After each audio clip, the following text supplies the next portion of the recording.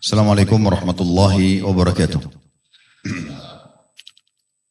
Alhamdulillah, kalimat suci, kalimat mulia selalu terucapkan di lisan orang-orang yang menjaga kesucian dan hubungannya dengan Sang Pencipta Allah. Kita akan bahas insya Allah pada malam ini salah satu dosa besar berhubungan dengan masalah takdir, yaitu menolak takdir Allah. Saudaraku seiman, dalam pembukaannya saya ingin jelaskan dulu. Dalam kehidupan ini sudah menjadi sunnatullah. Allah ciptakan semua itu berpasang-pasangan. Ada laki-laki, ada perempuan. Ya. Ada kaya, ada miskin. Ada muda, ada tua. Ada hidup, ada mati. Ada lapar, ada kenyang. Ada sakit, ada sehat. Ini semua sunnatullah. Sebagaimana juga ada nikmat, ada cobaan. Ada dunia, ada akhirat, ada surga dan neraka. Itu adalah sunnatullah. Kita kalau faham ini adalah sebuah sistem yang sudah Allah buat, kita akan mudah melalui kehidupan ini. Kenapa banyak orang di saat masa tuanya masuk, dia nggak bisa terima? Karena dia tidak faham tentang sistem ini. Dia selalu memaksakan diri seakan-akan dia muda. Padahal sebenarnya mungkin sudah tidak layak tampil seperti masa mudanya dulu. Di umur 70 tahun, 80 tahun, dia mau tampil seperti apa? Dia mau samakan dengan anak umur 20 tahun, 30 tahun? Tidak mungkin. Sunnatullah, orang yang muda lebih kuat daripada orang yang tua, itu sudah umum. Kalau kita faham ternyata memang ada fase-fase itu, maka kita bisa menerima pada saat tua, ya sudah memang saya sudah tua, selesai. Sederhana. Di saat kita sakit, kita bisa menerima, memang ini pasangan. Sebagaimana kita sehat, akan ada sakit. Tidak ada orang semasa hidupnya nggak pernah sakit. Ada orang di sini nggak pernah sakit? Coba angkat tangan. Saya mau kasih mikrofon biar cerita deh. Saya 40 tahun tidak pernah sakit. Oh, Masya Allah. Nggak pernah flu, nggak pernah demam, nggak pernah sakit gigi, nggak pernah sakit kepala, nggak pernah keselio. Siapa, ada nggak? Nanti kita siapin hadiah yang besar. Sunnatullah. Kalau antum fahamin adalah sebuah sistem yang Allah sudah ciptakan. Di saat sakit kita santai saja, kita bisa terima. Nah, itulah Allah berikan untuk mengimbangi ini. Sunnatullah ini Allah berikan kita perangkat. Di saat nikmat ada, bersyukur. Di saat cobaan ada, bersabar. Ada orang, kalau nikmat ada bersyukur, tapi ada cobaan berkeluh kesah. Ini belum menyempurnakan imannya. Syukur sama sabar, dua sayap kehidupan yang harus berimbang. Tidak boleh tidak berimbang. Kalau nikmat ada kita bersyukur, kemudian ada cobaan kita tidak bersabar, maka seperti pesawat lagi oleng, nggak berimbang. Begitu pula sebaliknya. Ada orang pada saat diuji, dia sabar, miskin, penyakit, dia sabar, nggak banyak keluh kesah. Tapi begitu Allah sembuhkan, Allah kasih kekayaan, sombong. Ini juga nggak berimbang. Harusnya dia bersyukur di sini. Ini harus berimbang, dua sayap kehidupan. Itulah yang Nabi SAW rangkumkan dalam sebuah hadis, ajaban li amri mu'min. Sungguh mengagumkan perkara orang-orang beriman. Wala yakunu dzalika illa li mu'min. Dan itu tidak mungkin dimiliki kecuali oleh orang beriman. Idza sabahu sarra syakar. Kalau Allah berikan nikmat, dia selalu bersyukur. Wa in asabahu dharra sabar.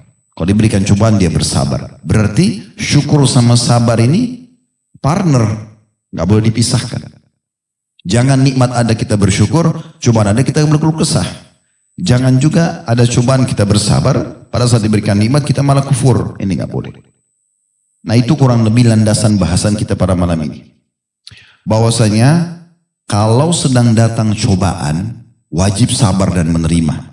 Kapan seseorang di antara kita tidak bisa menerima keputusan Allah itu, dia masuk dalam kategori dosa. Bisa difahami ini?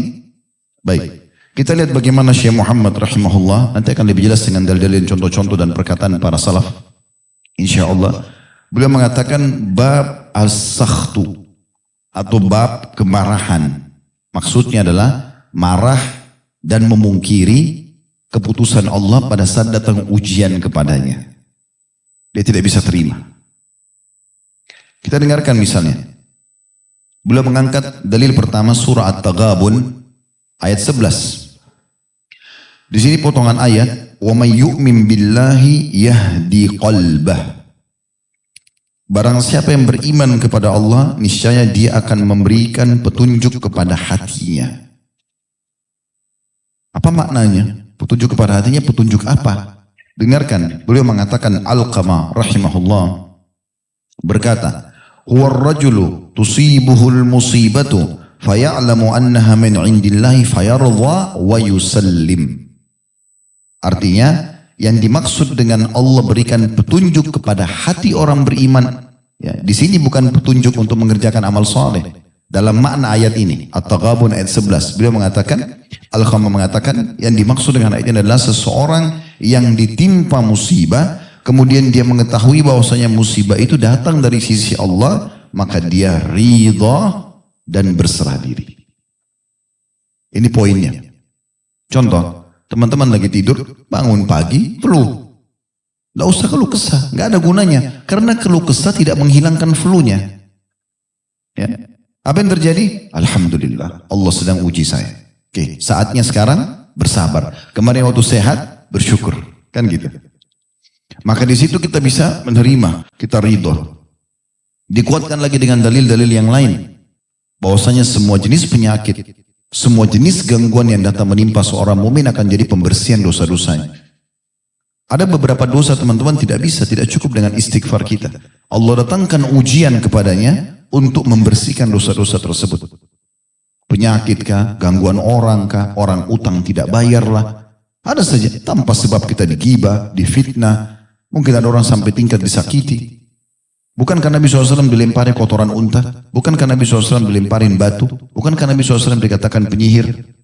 Sampai Nabi SAW mengatakan, siapapun di antara kalian yang tertimpa musibah, ingat musibahku, maka akan meringankan musibah dia. Artinya beliau saja utusan Allah, dijaga oleh para malaikat, Allah awasin langsung, masih dilempari kotoran, masih dikatakan penyihir, ada ujian. Meninggal istrinya di masa hidupnya, sallallahu alaihi wasallam, meninggal anak-anaknya di masa hidup beliau. Jadi jangan antum baru digibah dengan satu orang, baru dua orang, sudah satu dunia tahu beritanya. Sakit flu satu kampung tahu kalau dia sakit. Kenapa nggak bisa nerima keputusan Allah SWT? Kalau orang lihat sakit, iya sakit. Tapi kita iklanin ke orang untuk apa? Sabar. Karena puncak pahala di situ. Ini bahasannya. Ya. Jadi makna surah At-Taghabun ayat 11, kata Al-Qamah adalah yang dimaksud dengan siapa yang beriman kepada Allah, Allah akan berikan petunjuk hatinya, adalah seseorang yang ditimpa musibah, lalu dia mengetahui bahwasanya musibah itu dari sisi Allah, lalu dia ridho dan berserah diri. Seburuk apapun yang sedang menimpa dia, yang paling pertama dia lakukan adalah menerima keputusan Allah itu dengan bersangka baik. Nanti akan lebih jelas, step by step antum ikutin, insya Allah nanti akan lebih paham. Ada riwayat yang diangkat oleh beliau. Kalau tadi perkataan Al-Qamah ditulis di sini diambil dari tafsir Ibnu Jarir. Dalam tafsirnya jadi 28 ayat halaman 123. Dari Anas radhiyallahu anhu haditsnya, dia berkata, Rasulullah SAW bersabda, Inna Allah idha habba qawman ibtalahum, faman radiya falahu ridha, wa man sakhita fa'alaihi sakhtu. Rawahu Tirmidzi wa hassanahu. Sesungguhnya Allah bila mencintai satu kaum, maka Allah akan menguji mereka. Allah datangkan penyakit, gangguan orang. Bayangkan ya, kalau Allah cinta pada satu kaum, Allah datangkan ujian. Nanti kita jelaskan apa hikmahnya. Sesungguhnya jika Allah mencintai satu kaum, maka Allah menguji mereka. Barang siapa yang ridho dengan ujian itu, tadi bangun tidur sakit, ya, jalan lagi ke seleo, digibah oleh orang, difitnah oleh orang, ada yang curi uangnya dan segala macam. Dia ridho, ya sudah, ini berarti keputusan Allah SWT. Sampai di ikhtiar tentunya, tapi dia menerima itu keputusan Allah. Maka baginya ridho. Allah akan ridho dengan dia, maksudnya Allah akan berikan dia jalan keluar, Allah akan berikan gantinya. Dan ini saksi bahasannya, dan siapa yang marah, maka baginya murkah. Marah gak bisa terima. Kok saya sakit sih? Kok hujan sih? Kok macet sih? Semuanya keluhan. Loh sekarang kalau dia ucapin begitu memang hilang tiba-tiba? Kan tidak mungkin. Kok bisa sendal saya dicuri? Terus dengan dia ucapin itu sendalnya kembali? Kan tidak. Ujian sedang datang. Ingat, passwordnya sabar. Sebagaimana kalau nikmat ada, bersyukur. Makin jelas ya? Sekarang dengarkan perkataan para salaf. Kita akan coba lihat di antaranya perkataan Ibnu Mas'ud radhiyallahu anhu. Statement yang luar biasa. Beliau mengatakan, terjemahnya kurang lebih, sesungguhnya Allah Ta'ala dengan keadilannya dan pengetahuannya. Allah Ta'ala, Allah yang maha tinggi dengan keadilan dan pengetahuannya telah menjadikan kegembiraan dan kebahagiaan di dalam keyakinan dan ridho. Dan Allah telah menjadikan rasa gundah dan sedih berada pada keraguan dan ketidakridhaan. Saya ulangi lagi, Allah dengan keadilan dan pengetahuannya telah menjadikan kegembiraan dan kebahagiaan dalam keyakinan dan ridho. Artinya kalau antum diuji sakit, diganggu orang, antum bisa menerima, Allah akan buat antum gembira dalam hidup. Karena antum meridho menerima itu. Tapi ingat ya, keridhaan dalam permasalahan seperti ini tetap ikhtiar. Sakit berobat, bukan berarti udahlah ini keputusan Allah sudah, saya sabar tidur aja, sembuh ya sembuh, nggak sembuh ya sudah. Enggak, bukan begitu. Ya. Nabi SAW mengatakan Allah tidak turunkan penyakit kecuali Allah datangkan obat bersamanya. Maka berobatlah wahai hamba-hamba Allah. Nabi SAW suruh berobat. Abu Muawiyah al-Aswar mengomentari firman Allah Subhanahu wa taala dalam surah An-Nahl surah nomor 16 ayat 97 yang kurang lebih terjemahannya, maka sungguhnya akan kami berikan kepadanya kehidupan yang baik. Ini ayat yang bagus tentang orang-orang beriman ya. Saya coba bacakan lengkap ayatnya. Man 'amila shalihan min dzakarin aw untha wa huwa mu'minun falanuhyiyannahu hayatan thayyibah wa lanajziyannahum ajrahum bi ahsani ma kanu ya'malun. Barang siapa yang mengerjakan amal saleh, semua ketaatan yang Allah perintahkan, baik laki-laki maupun perempuan dalam keadaan dia beriman. Syaratnya itu, iman dan amal soleh harus diikuti dengan iman. Kalau tanpa iman tidak diterima. Maka sungguhnya akan kami berikan kepadanya kehidupan yang baik. Dan sungguhnya akan kami beri balasan kepada mereka dengan pahala yang lebih baik dari apa yang telah mereka kerjakan. Garis bawahi di sini firman Allah Subhanahu wa taala tentang potongan, maka sungguhnya akan kami berikan kepadanya kehidupan yang baik. Orang yang beramal saleh dan beriman akan diberikan kehidupan yang baik, hayatan thayyibah. Apa yang dimaksud di sini? Kata Abu Muawiyah al-Aswar rahimahullah, beliau mengatakan yang dimaksud dengan ayat ini adalah ridho dan rasa qanaah, menerima apapun keputusan Allah. Itu yang dimaksud dengan kehidupan yang bagus atau baik. Artinya kalau sedang ada nikmat dia bersyukur, sedang ada cobaan dia bersabar. Nah itu berarti dia diberikan kehidupan yang baik. Yang penting kita sedang berada di rel Allah SWT. Allah punya cara menyelamatkan. Selalu sangka baik. Gitu kan? Kita nggak jadi kerja di satu perusahaan. Langsung aja sabar. Ya sudah, saya ikhtiar yang lain. Udah, nggak usah jadikan beban. Sa'id bin Musayyib rahimahullah mengatakan kalimat, saya telah bertemu sama satu kaum, maksudnya para sahabat Nabi ridwanullah alaihim, yang kalau mereka kehilangan apapun dari dunia ini, sebesar apapun di mata manusia secara umum, maka tidak ada nilainya di mata mereka. Kehilangan harta, tidak jadi menikah sama si fulan atau fulana, tidak jadi bekerja, pokoknya semua urusan dunia tidak ada artinya bagi mereka. Tidak ada masalah. Tapi mereka akan merasa rugi sekali di saat mereka ketinggalan satu kali sholat berjamaah. Urusan akhirat, nah itu sahabat sedih. Sampai Umar bin Khattab, kalau pernah ketinggalan sholat asar berjamaah, beliau bersedekah kalau saya tidak salah 800.000 dirham. Abdullah bin Umar anaknya pernah ketinggalan sholat berjamaah juga sekali. Maka beliau ganti dengan sholat malam semalam suntuk. Dia hukum dirinya, dia nggak tidur semalam suntuk, dia sholat malam. Itu yang mahal bagi mereka. Nah ini yang harus kita tanamkan teman-teman. Tidak jadi nikah sama fulan, tidak jadi bekerja, tidak dapat makanan favorit, sudahlah biarin aja. Ganti yang lain, selesai. Simpelkan aja hidup. Kenapa kalau tidak dapat makanan di restoran itu sudah seperti kiamat terjadi? Hah? Saya ke restoran tuh habis, sayang bener. Apanya yang sayang? Semua itu cuma di ujung lidah kan? Sekarang kita ambil tempe, sambal, nasi, taruh di ujung lidah. Oh masih bisa bedain. Begitu masuk ke tenggorokan masih tahu mana tempe, mana sambal. Nah, udah nggak tahu, sama aja. Yang penting halal dan thayyib, selesai. Mudahkan aja. Ya. Tidur di mana, makan di mana, yang penting halal, mudahin saja. Dunia sebentar. Bagi orang beriman begitu. Tidak ada beban bagi mereka. Ali bin Abi Thalib dalam sebuah kejadian, pernah melihat Adi bin Hatim, sahabat ridwanullah alaihim, sedang bersedih. Lantas Ali bertanya, mengapa aku melihatmu sedih dan gundah gelana seperti orang yang gelisah? Kata Adi, perhatikan keluhannya.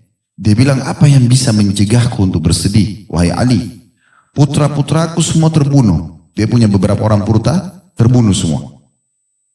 Sedangkan kedua mataku juga tercukil. Dia kebetulan ikut perang, matanya dicungkil dua-dua oleh musuh. Anaknya mati, matanya buta. Maka kata Ali, wahai Adi, barang siapa ridho dengan takdir Allah yang menimpanya, maka dia akan mendapatkan pahala. Artinya kalau kau ridho ini, Allah sudah putuskan begini, ya sudah kau jalani dan sabar sambil ikhtiar, kau dapat pahala. Karena gundah gelisah, keluh kesah, tutur kata yang keluar yang tidak jelas, gak menjadikan solusi. Gak hidup lagi anaknya, gak bisa kembali lagi matanya, kan begitu. Barang siapa yang, wahai Adi, barang siapa yang ridho dengan takdir Allah yang menimpanya, maka dia akan mendapatkan pahala. Namun barang siapa yang tidak ridho dengan takdir Allah, maka pahala amalnya akan hilang. Abu Darda berkata radhiyallahu anhu, pada saat dia mengunjungi seseorang dan orang itu pada saat menjelang sakaratil maut, dia memuji-muji Allah. Alhamdulillah, ya Allah terimalah amalku, ya Allah maafkan dosaku, sampai orang itu meninggal. Kepada orang itu meninggal, kata Abu Darda radhiyallahu anhu, sungguh orang ini telah berbuat sikap yang benar. Sesungguhnya Allah Azza wa Jalla telah memutuskan sebuah takdir, maka dia senang jika disambut dengan ridho. Takdirnya dia akan meninggal, dia lagi sakit, ya sudah. Karena dia ridho, maka Allah suka kalau ada keputusan yang dia kasih, baik itu dalam bentuk nikmat disyukuri atau cobaan dia bersabar, maka Allah suka itu diterima. Nggak boleh nikmat ada kita terima, cobaan ada kita tidak terima. Tidak boleh, harus berimbang sebagaimana saya bahasakan tadi. Kapan antum tidak berimbangi, pungkiri cobaan Allah Subhanahu wa taala seakan-akan tidak bisa terima, maka disitulah dosa yang sedang kita bahas.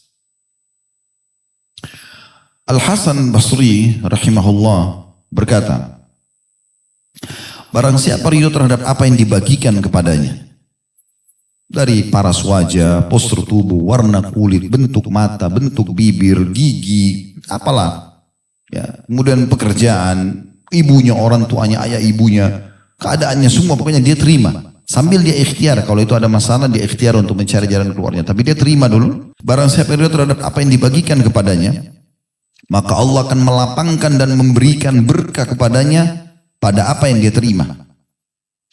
Dan barang siapa yang tidak ridho, maka Allah tidak akan melapangkan dan tidak memberikan berkah kepadanya untuk apa yang dia terima. Umar bin Abdul Aziz rahimahullah, seorang khalifah muslim yang masyhur, ya, sampai diberikan julukan Khalifah Rashidah yang kelima karena solehnya. Dia mengatakan, kurang lebih terjemahannya, tidak ada rasa gembira kecuali setelah merasakan takdir Allah dalam bentuk musibah. Saya ulangi, tidak ada rasa gembira yang harusnya muncul di hati seorang mukmin kecuali setelah merasakan takdir Allah dalam bentuk musibah. Lalu ditanya, apa menurutmu nyaman? Umar mengatakan, apa yang ditakdirkan oleh Allah Azza wa Jalla semuanya nyaman. Maksudnya kalau sedang ada ujian, justru orang mukmin disitulah puncak kegembiraan yang harus dia munculkan. Alhamdulillah, Allah masih uji saya. Ada bahkan sebagian salaf teman-teman, kalau berlalu 1 tahun tidak ada ujiannya, dia malah bersedih. Ada apa nih? Kok saya tidak diuji sama Allah? Apakah sakit? Apa gangguan orang? Karena dia merasa Allah kalau cinta Allah akan uji. Tadi saya janji akan sebutkan hikmahnya, subhanallah saya lupa. Hikmahnya adalah kalau musibah sedang datang, cobaan sedang datang teman-teman. Yang pertama adalah kita akan menyadari kalau ada Tuhan Allah yang mengatur kita.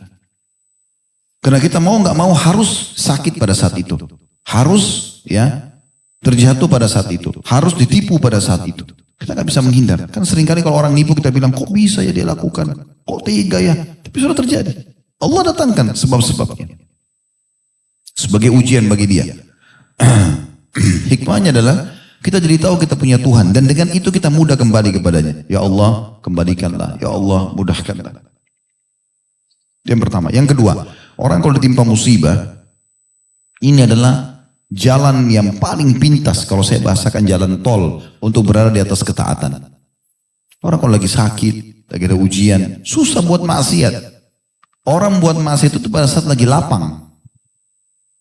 Lagi tenang, gak ada pekerjaan, gak ada tugas, ya udah ke karaoke, ke diskotik, buat maksiat, sibuk dengan tontonan gitu kan. Tapi kalau dia lagi ada cobaan, lagi demam, lagi merinding, diajak temannya, ayo ke diskotik, nggak bisa, udah mau mati nih. Nah, kan berhenti dari dosa kan? Karena orang kalau lagi ada ujian tidak bisa, lagi ada masalah di rumah tangganya, diajak apa-apa sama tidak bisa, dia tidak bisa konsentrasi. Sebenarnya itu cara terbaik meringkas umur dia di atas ketaatan, dan dia bisa kembali kepada Tuhan.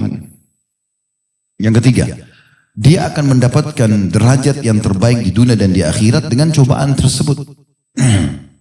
Sampai ada sebuah hadis yang pernah saya sampaikan di beberapa pertemuan kita yang lalu ya sebenarnya. Seingat saya sebelum corona sih waktu itu ya. Kita ingatkan lagi hadis Nabi SAW bahwasanya ada orang-orang nanti hari kiamat diberikan pahala melimpah. Jadi diberikan pahala yang melimpah sampai orang di sekitarnya cemburu. Kenapa? Karena ujian-ujian yang datang di dunia dan mulai mereka bersabar. Maka orang yang di sekitarnya semua berharap dikembalikan ke dunia untuk digunting-gunting kulit mereka. Kan sakit itu digunting kulit. Tapi mereka yang melihat nanti pahala yang melimpah bagi orang yang sabar di dunia, pahala yang dikasih hari kiamat, istana, dayang-dayang, macam-macam fasilitas yang dikasih, yang dia tidak bisa dapat karena dia sedang tidak diuji yang sama, dia berharap kembali ke dunia untuk digunting-gunting kulitnya, yang paling menyakitkan sebagai ujian. Baru kemudian dia meninggal untuk dia panen pahalanya. Jadi ada derajat, ada pahala yang tidak bisa dijangkau kecuali dengan ujian. Memang sudah begitu. Ada derajat di surga, butuh 100 tahun sholat malam, butuh 100 tahun puasa, butuh 100 tahun zikir. Umur kita cuma 60. Allah datangkan penyakit 10 tahun. Penyakit diabetes, penyakit ini, penyakit itu. Saya pernah duduk dengan seseorang sudah tua, sepuh di pengajian datang. Lalu dia mengatakan, Ustaz saya ini punya penyakit ini, punya penyakit itu. Saya lagi ke Jakarta nih, dari Semarang, dari mana gitu. Saya mau berobat di Jakarta, dia bilang. Tapi saya lihat dengan mata kepala saya, orang ini sehat. Maksudnya betul ada keluhannya. Tapi di situ di pengajian makan, minum, ketawa-ketawa ngobrol sama orang. Berarti ada ujian tapi ada nikmat yang sedang berada sama dia. Tapi kadang-kadang orang itu lupa. Dia lupa nikmatnya, dia lihat sisi masalahnya. Lalu dia keluh kesah sama manusia. Tidak bisa menerima keputusan Allah. Abdul Wahid bin Zaid rahimahullah berkata, ridho itu merupakan pintu Allah yang paling agung. Ridho terhadap keputusan Allah, cobaan Allah adalah pintu Allah yang paling agung. Jadi pintu untuk meminta balasan dari Allah, solusi dari Allah, justru pada saat kita ridho dengan ujiannya. Saya ulangi, ridho itu adalah merupakan pintu Allah yang paling agung. Surga dunia dan waktu istirahat bagi orang-orang yang ahli ibadah. Sebagian ulama juga mengatakan, di akhirat Allah Ta'ala tidak akan melihat derajat lebih tinggi daripada derajat yang dimiliki oleh orang-orang ridho. Barang siapa yang telah diberikan sifat ridho, maka sesungguhnya dia telah mencapai derajat yang paling utama. Yang paling utama. Ya.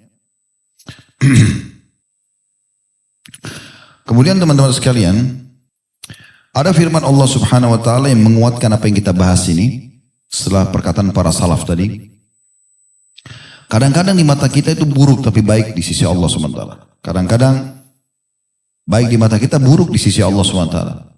Tergantung bagaimana caranya Allah yang memandangnya. Kita tinggal tahu menerimanya dan bersangka baik dengan Allah. Itu firman Allah dalam surah Al-Baqarah ayat 216.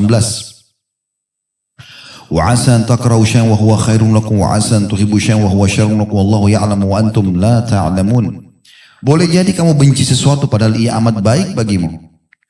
Dan boleh jadi pula kamu menyukai sesuatu padahal ia amat buruk bagimu. Allah mengetahui sedangkan kamu tidak mengetahuinya. Jadi kalau Allah sudah putuskan teman-teman dan kita bisa menerima itu, kita ridho dengan keputusan tersebut, maka Allah akan jadikan keberkahan di situ. Mungkin dia akan tidak sadarkan diri.